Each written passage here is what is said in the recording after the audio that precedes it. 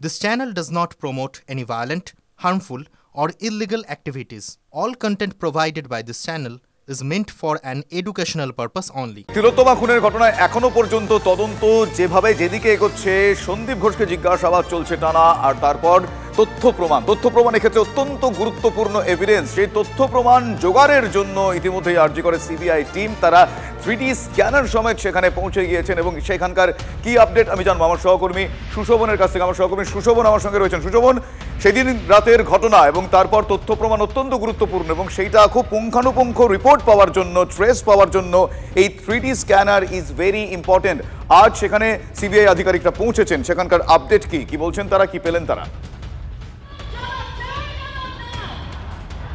দেখো, এখনো পর্যন্ত যে তথ্য অনুসন্ধান তা কিন্তু চলছে এবং 3D স্ক্যানার মেশিন আজকে নিয়ে দুদিন তারা নিয়ে আসলেন। এই নিয়ে 4 বার কিন্তু তারা আরজি কর হাসপাতালে এলেন, ঘটনাস্থল পরিদর্শন করলেন। কিন্তু এই দুদিন কেন তাদের আসতে হলো?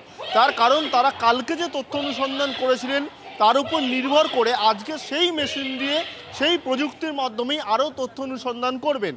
সিবিআই আধিকারিকরা মনে করছেন যে 3D স্ক্যানার মেশিনের মাধ্যমে তারা যে তথ্যগুলো পাবে, পরবর্তীকালে কলকাতা পুলিশ তদন্ত করে যে তাদেরকে যে এভিডেন্সগুলো দিয়েছে, ডিজিটাল এভিডেন্স, অর্থাৎ যে ঘটনাস্থলের একেবারে যে ছবি বা যে উন্নত প্রযুক্তির মাধ্যমে তারা তদন্ত করেছিলেন, সেগুলো কিন্তু পাশাপাশি রেখে মেলানো হবে।